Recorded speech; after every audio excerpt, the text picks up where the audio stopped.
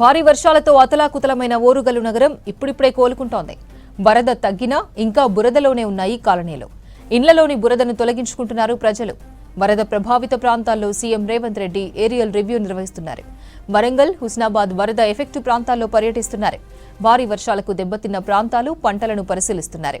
సమ్మయ్యనగర్, పోతానగర్, రంగంపేటలో పర్యటించనున్నారు సీఎం రేవంత్. కాసేపట్లో హన్మకొండ కలెక్టరేట్లో మంత్రులు, ఎమ్మెల్యే, ఎమ్మెల్సీ, ఎంపీలతో కలిసి వరద ముంపుపై రివ్యూ చేయనున్నారు.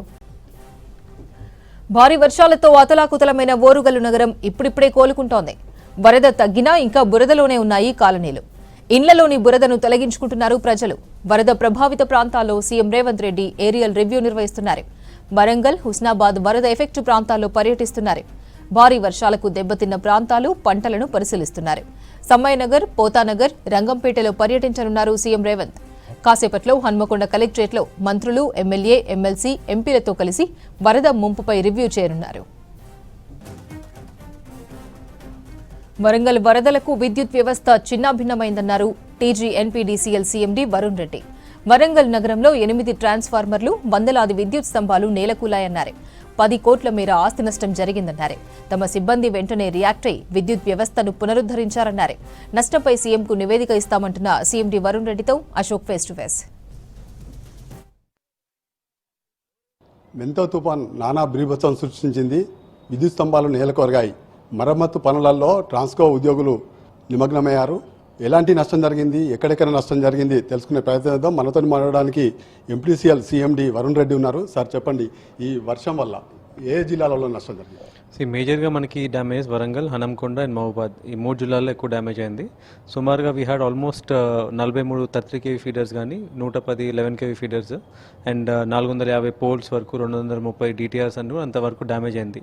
అండ్ ఎన్ని సబ్స్టేషన్స్ ఆల్మోస్ట్ నీళ్ళలో మునిగిపోయినాయి. సో అందులో 6 ఇమీడియట్లీ మనము మోటార్స్ అవి పెట్టి వాటర్ బయటికి తోడగలిగినాము. బట్ ఒక 2 మాత్రం ఇంకా సబ్మర్జెన్స్లోనే ఉన్నాయి. సో ఆ రెండింటికి కూడా మనం వేరే ప్రత్యామ్నాయ ఆల్టర్నేట్ సబ్స్టేషన్ నుంచి కూడా మనం సప్లై కూడా ఎక్స్టెండ్ చేయడం జరిగింది. సో ఈ మేజర్గా మనకి ఈ ముంపు ప్రాంతాలు ఏవైతే ఉన్నాయో గోపాల్పూర్ చెరువు కింద కానీ భద్రకాళి చెరువు కింద మనకి ఫస్ట్ డే రెయిన్ఫాల్ వచ్చిన మొన్న ఆ రోజు అయితే రెస్టోర్ చేయలేకపోయినాం సప్లై అంతా కూడా. అది తప్ప మిగతా టౌన్ ఏరియాస్ అన్ని కూడా సప్లై రెస్టోర్ చేయడం జరిగింది. ఈ ప్రాంతంలో ఒక 110 DTRస్కి మాత్రము నిన్న నైట్ మేము రెస్టోర్ చేయగలిగినాం. యాజ్ వాటర్ కొంచెం రిసీడ్ అవుతున్న కొద్దీ స్లోగా నిన్న నైట్ వరకు we are able to restore. At present మనకి రెస్టోరేషన్ పాయింట్ ఆఫ్ వ్యూలో టౌన్లో ఎస్పెషల్లీ ఓన్లీ ఒక 3 DTRs మాత్రమే ఉన్నాయి. అది కూడా Hunter road at side Santosh Nagar కాలనీలో ఇంకా వాటర్లో మొత్తం ఇల్లులు అన్నీ కూడా ఉండేసరికి అది సేఫ్టీ పాయింట్ ఆఫ్ వ్యూలో అది రెస్టోర్ చేయట్లేదు ఒక 3 DTRs.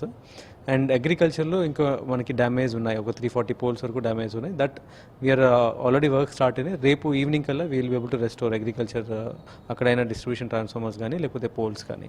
సార్ కొన్ని ప్రాంతాలలో అంటే వరంగల్ నగరం టౌన్లో చూసుకున్నట్టయితే, హన్మకొండ చూసుకున్నట్టయితే ఈ బీఆర్ నగర్ కావచ్చు, అది కావచ్చు, అంటే ఎక్కడ పడిపోయినప్పటికీ కూడా కరెంటు సప్లై నిలిపేసినని అంటున్నారు. ఎందుకు కారణాలు ఏమన్నా? మనకి ఏమవుతుందంటే ఇప్పుడు ఈ సమ్మయ్యనగర్ ఇవన్నీ కూడా వాటర్ అన్నీ కూడా ఆల్మోస్ట్ ఇళ్లలో ఒక 3/4 ఫ్లోర్ వరకు వచ్చేసినాయి. అండ్ DTRs కూడా ఆల్మోస్ట్ సబ్మర్జెన్స్లో ఉన్నాయి. అండ్ ఒకవేళ మేము DTR పవర్ సప్లై ఆఫ్ చేయకపోతే ఏమైనా ఎలక్ట్రికేషన్ యాక్సిడెంట్ అయ్యే ఛాన్స్ ఉంటుంది. వాటర్ అనేది కండక్టర్ లాగా ఉంటుంది కాబట్టి సో ఎలక్ట్రికల్ యాక్సిడెంట్స్ ఏమన్నా అయ్యే ఆస్కారం ఉంటుంది అనే ఉద్దేశంతోనే కొంచెం ఆగుతాము. అండ్ ఇళ్లలో కూడా ఏమైంది, ఈ స్విచ్ బోర్డ్స్ ఇవన్నీ కూడా మునిగిపోయినాయి. ఈ ప్లగ్ పాయింట్స్ కానీ లేకపోతే వాళ్ళ కంట్రోల్ ప్యానల్స్ కానీ అవన్నీ మునిగిపోయినాయి. అన్లెస్ వాటర్ అనేది ఆ లెవెల్ కన్నా కిందకి రాకుండా మనం ముందుగానే సప్లై కనుక ఎక్స్టెండ్ చేస్తే షార్ట్ సర్క్యూట్ కానీ ఏదైనా లేకపోతే ఎక్విప్మెంట్ కాలిపోతాయి, ఇళ్లలో కూడా కొంచెం షాక్ వచ్చే ప్రమాదం ఉంటుంది. అందుకనే we kept the supply of. And as soon as water receive అవగానే ఇమీడియట్లీ రెస్టారెంట్ చేయడం జరిగింది. సిబ్బంది అంతా కూడా ఫీల్డ్లోనే ఉన్నారు. వాళ్ళు లాస్ట్ 2 days నుంచి చాలామంది అసలు నిద్ర కూడా పోలేదు. అక్కడే ఉండి వాళ్ళు కంటిన్యూస్గా మానిటర్ చేస్తూ ఎక్కడైతే సప్లై ఇమీడియట్లీ రెస్టోర్ చేయొచ్చో వాళ్ళు టక్కడక్కడ ఇచ్చుకుంటూ వెళ్ళిపోయారు. ఇప్పుడు ప్రధానంగా ఈ మీరు సాంకేతికంగా అంటే జియో టాకింగ్ కావచ్చు, ఇవన్నీ ఏమైనా ఉపయోగిస్తున్నారు సార్ ఇప్పుడు ఇట్లాంటి ప్రాబ్లం? సో ఇవన్నీ కూడా ఏం చేస్తామంటే ఇప్పుడు మనకి DTRs దగ్గర స్మార్ట్ మీటర్స్ పెడుతున్నాము. అండ్ ఫీడర్ లెవెల్లో కూడా మనం ఆటోమేషన్ చేస్తున్నాము. దాంట్లో మనకు కూడా తెలుస్తుంది ఎక్కడెక్కడ ఫీడర్స్ ఇంటరప్షన్స్ ఉన్నాయి, DTR లెవెల్ ఎక్కడెక్కడ ఇంటరప్షన్స్ ఉన్నాయి. And commercial consumers, HT కన్జ్యూమర్స్కి AMR అని పెడుతున్నాము, ఆటోమేటిక్ మీటర్ రీడింగ్ అని పెడుతున్నాము. సో దానివల్ల మాకు కూడా తెలుస్తుంది హాట్స్పాట్లో ఏ ఏరియాలో సప్లై అనేది ఆఫ్ ఉంది అనేది తెలుస్తుంది. సో దాంతో మనము టీమ్స్ డిప్లాయ్మెంట్ కానీ ఇప్పుడు ఎమర్జెన్సీ రెస్టోరేషన్ వెహికల్స్ ఉన్నాయి, వాళ్ళని కూడా మేము GPS ద్వారా మానిటర్ చేస్తాము. సో వాళ్ళని డిప్లాయ్మెంట్ అక్కడ పంపించడం కూడా ఫాస్ట్గా చేయగలుగుతాం, ఆస్కారం ఉంటుంది. ఇప్పుడు ఈ మరమ్మతుల కోసం ఎంతమంది సిబ్బంది విధుల్లో ఉన్నారు? సో ఆల్మోస్ట్ ఈ వరంగల్ హనంకొండ మహబూబాద్ 3 ప్రాంతాల్లోనే సుమారుగా 1000 మంది సిబ్బంది లైన్లో లీవ్ ఆల్రెడీ అక్కడే ఉన్న డిప్లాయ్ చేయడం జరిగింది. అండ్ అది కాకుండా ఇంకా మాతో పాటు పనిచేసే ఏజెన్సీస్ వాళ్ళంతా కూడా వాళ్ళ మ్యాన్ పవర్ కూడా డిప్లాయ్ చేయడం జరిగింది, మిషనరీ అవన్నీ కూడా. So more than 1000 staff are all on the field working అన్నీ కూడా. ఇది పరిస్థితి. 1000 మెంబర్స్ ఇప్పటికీ ట్రాన్స్కో ఉద్యోగులు మరమ్మతు పనులలో నిమగ్నమయ్యారు. ఈ కరెంటు త్వరగా మరమ్మతులు చేసి త్వరగా ఇచ్చేందుకు కూడా అన్ని ప్రయత్నాలు జరుగుతున్నాయని వరుణ్ రెడ్డి చెప్తున్నారు. వీడియో జర్నలిస్ట్ రాజుతో అశోక్ విస్క్ న్యూస్.